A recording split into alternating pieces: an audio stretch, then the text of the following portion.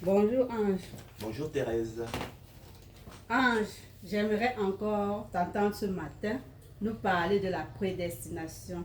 Sujet inépuisable, hein? Absolument Thérèse. Comme dirait l'apôtre Paul, ce sont des choses que l'œil n'a point vues, que l'oreille n'a point entendues et qui ne sont point montées au cœur de l'homme. Des choses que Dieu a préparées pour ceux qui l'aiment. Il nous les a révélées par l'Esprit dans sa parole, afin que nous y trouvions une consolation éternelle, une bonne espérance et un puissant encouragement, afin d'apaiser notre exode spirituel dans ce monde de ténèbres, afin qu'il se fasse sans agitation, sans secousse, les yeux portés sur l'auteur et le rémunérateur de la foi, sachant qu'il nous aime de toute éternité, qu'il a écrit nos noms dans le livre de vie dès avant la fondation du monde, et que rien, mais alors rien, ne pourra nous détacher, nous séparer de son amour. C'est ce dont il est effectivement question. Et donc, je ne me lasserai point, Thérèse, comme dirait l'apôtre Paul, de revenir sur ces sujets, car effectivement, cela sera toujours salutaire. Alors, l'apôtre Paul nous parle effectivement de la prédestination, notamment dans son épître aux Éphésiens, mais aussi dans son épître aux Romains. Donc, ce n'est pas des inventions. Il dira notamment dans son épître aux Éphésiens que il louera de tout son cœur le Seigneur Jésus-Christ dans un hymne célèbre. Béni soit Dieu, le Père de notre Seigneur Jésus-Christ, qui nous a bénis de toutes sortes de bénédictions spirituelles dans les lieux célestes dans Christ. Dans lui, Dieu nous a élus dès avant la fondation du monde. Dieu nous a choisis dès avant la fondation du monde, pour que nous soyons saints et irrépréhensibles devant lui. Non pas parce que nous l'étions, mais afin que nous le soyons. Nous ayant prédestinés dans son amour à être ses enfants d'adoption par Jésus-Christ, selon le bon plaisir de sa volonté, à la louange de la gloire de sa grâce qu'il nous a accordée en son bien-aimé. Il poursuivra dans Éphésiens 1:11 en disant que nous sommes devenus héritiers et ont été prédestinés suivant la résolution de celui qui opère toutes choses après le conseil de sa volonté. Et dans son épître aux Romains, en Romains 8, 28 à 33, il dira que nous savons du reste que toutes choses concourent au bien de ceux qui aiment Dieu, de ceux qui sont appelés selon son dessein. Car ceux qu'il a connus d'avance, ceux qu'il a aimés d'avance, ceux qu'il a choisis d'avance, ceux qu'il a élus d'avance, il les a aussi prédestinés à être semblables à l'image de son Fils, afin que son Fils fût le premier-né entre plusieurs frères. Et ceux qu'il a prédestinés, il les a aussi appelés. Ceux qu'il a appelés, il les a aussi justifiés. Ceux qu'il a justifiés, il les a aussi glorifiés. Que dirons-nous donc à l'égard de ces choses? Si Dieu est pour nous, qui sera contre nous? Qui accusera les ennemis de Dieu? C'est Dieu qui justifie.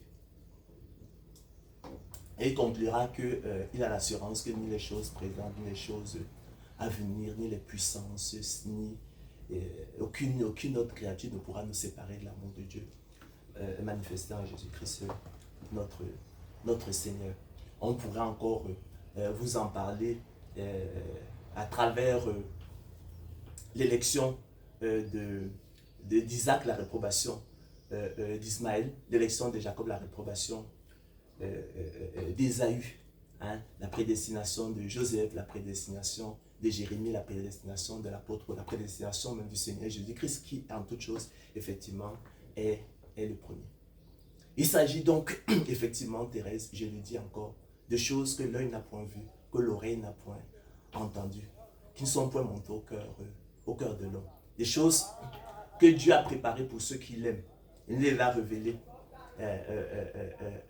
par l'Esprit dans sa parole, afin qu'elle soit pour nous une consolation éternelle, une bonne espérance, un puissant encouragement. Alors, quelle est l'histoire derrière la prédestination?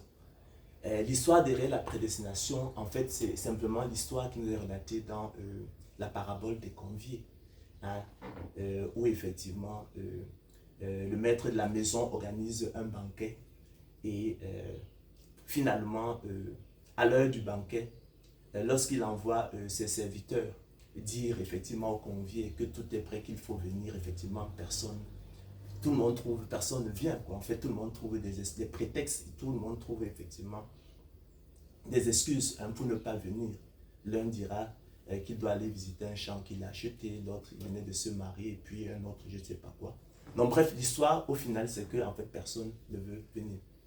Alors le maître de la maison, effectivement, lui qui a besoin que sa maison soit pleine, il instruit, donc il ordonne à son serviteur d'aller dans les rues et d'aller prendre les pauvres, les estropiés, les aveugles et de les amener dans sa maison. Il dira même de les contraindre à entrer.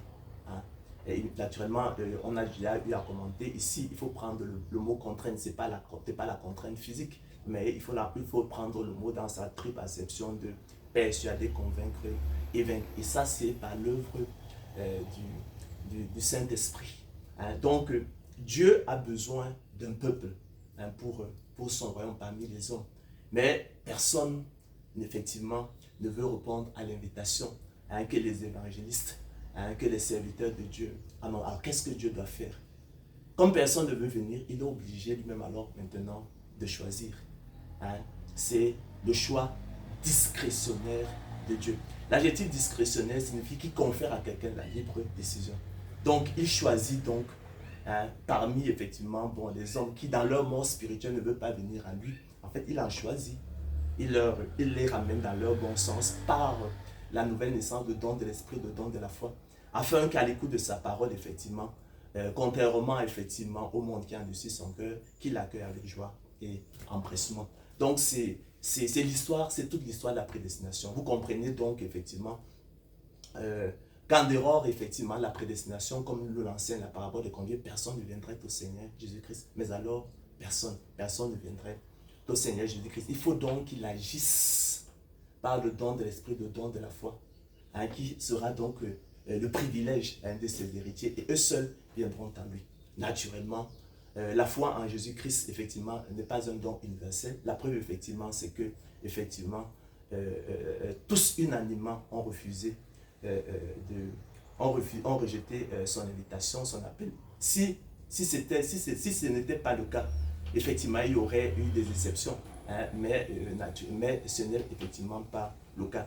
Et l'autre enseignement, hein, c'est de dire effectivement que le don de la foi n'est pas un don universel. Il est donc votre privilège. C'est dire, Thérèse, que pour ceux qui nous écoutent, tous ceux qui nous écoutent ce matin et qui croient au Seigneur Jésus-Christ, qu'ils sachent que c'est le Seigneur Christ qui les a distingués. Leur foi ne vient pas d'eux, mais c'est le don, hein, de Jésus-Christ, un privilège. Et ce que le psalmiste leur recommande donc, c'est effectivement d'aimer l'Éternel, vous qui avez la piété. Nous devons donc, pour ce privilège, chers frères et sœurs, montrer notre reconnaissance et notre amour au Seigneur Jésus-Christ en gardant effectivement sa parole et ses commandements. Par là, effectivement, l'entrée dans le royaume éternel du Seigneur de gloire nous sera pleinement accordée. Nous devons donc travailler à notre salut avec crainte et tremblement. Je l'ai souvent dit, les semences dans le monde naturel et dans le monde spirituel obéissent aux mêmes lois. D'accord? Et de même qu'il faut que le laboureur travaille avant de recueillir les fruits, de même qu'il faut que le laboureur travaille d'abord avant de recueillir les fruits, de même qu'il faut que le laboureur travaille premièrement avant de recueillir les fruits. De même aussi, et par analogie, il faut que l'élu de Dieu travaille et persévère avant de recueillir du don de la foi, qui est la semence de Dieu en lui, le précieux fruit qui est le salut, le repos de l'âme et la vie éternelle. Donc, la parole de Dieu est une semence de Dieu.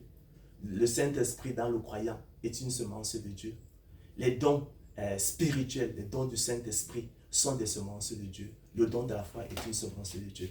Et les semences dans le monde naturel, dans le monde spirituel, obéissent au même lot. Mais de même qu'il faut que le laboureur travaille avant de recueillir les fruits, de même aussi et par analogie, il faut que l'élu travaille et persévère avant de recueillir du don de la foi, qui est la semence de Dieu, le précieux fruit qui est le salut, le repos de l'âme et la vie éternelle. Je vous invite donc, chers frères et sœurs, à vous approprier de votre élection divine. Déposez les armes. Déposez les armes. Sentez votre misère. Sentez votre misère. Déposez les armes. Et appropriez-vous.